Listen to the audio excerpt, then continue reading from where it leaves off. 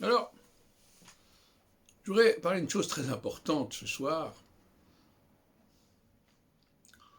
à savoir la question juive, sous l'angle qui est le plus compliqué à comprendre, et ça va demander quand même quelques explications assez complexes. Comment savoir qui est juif? Comment reconnaît-on un juif? Certains diront, oui, parce qu'il pratique le judaïsme, parce qu'il parle telle langue, parce qu'il a tel type physique, etc. C'est pas ça la vraie réponse, la bonne réponse. Il faut, pour comprendre le débat en question, il faut comprendre pourquoi il y a un lien si particulier entre les Juifs et un certain Dieu qui insiste sur le fait de ne pas s'aliéner, c'est-à-dire de ne pas utiliser d'aide, qui insiste sur l'autosuffisance. Et ce n'est pas donné à tout le monde d'être autosuffisant. Alors des gens ont besoin d'être complétés par ceci, par cela, par telle personne ou par tel objet, par tel outil.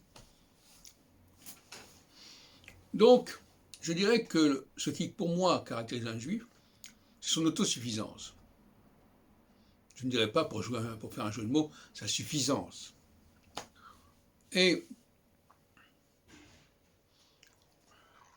toute personne qui a une certaine force de caractère, une certaine personnalité, une certaine créativité, a une forme d'autosuffisance.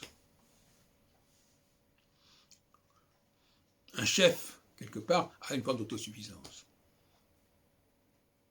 Le charisme est fondé sur l'autosuffisance. Quelqu'un qui est charismatique, c'est quelqu'un dont on perçoit qu'il a une forme d'autosuffisance, d'autonomie fondamentale. C'est pas un contenant, c'est pas pour revenir dans une vidéo que j'avais faite avant, c'est pas un contenu qui va s'adapter au cadre et au contenant. C'est un contenu qui s'impose de lui-même et qui impose au contenant sa forme et non pas l'inverse. Alors, il y a des choses qu'on ne peut pas tout expliquer d'un bout à l'autre. Moi, ce qui m'intéresse, c'est pas de savoir comment les Juifs sont apparus et pourquoi ceci et pourquoi cela. Moi, ce qui m'intéresse, c'est comment on les reconnaît ici et maintenant, aujourd'hui. Et la réponse, je répète encore une fois, c'est leur capacité intellectuelle, au sens large du terme. Leur capacité. Qu'est-ce que ça veut dire comme quelqu'un qui dit des choses que les autres n'ont pas dites avant lui, qui fait des choses que les autres n'ont pas fait avant lui. Voilà ce que j'appelle un vrai juif. Et ce vrai juif-là, il donne satisfaction à son Dieu. Parce que son Dieu, il est là pour que l'humanité soit autosuffisante et qu'elle ne s'aliène pas. Et qu'elle ne soit pas dépendante de je ne sais quel apport extérieur, minéral, végétal, etc. Donc être juif, c'est pas adhérer à je ne sais quelle pratique, c'est à je ne sais quelle loi, n'est-ce pas?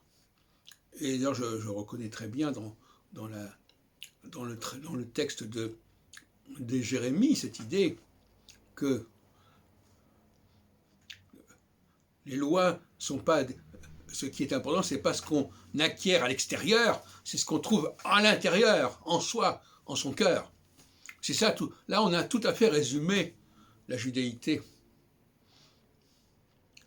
Alors c'est peut-être une conception un petit peu égocentrique de dire que voilà, moi ce qui est important, c'est ce que j'ai en moi.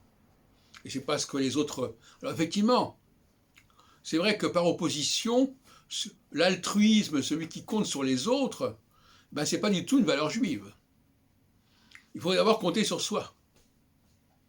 Et donc justement, celui qui dit l'important c'est l'autre, eh bien dans le mot autre, il y a déjà le mot aliénation.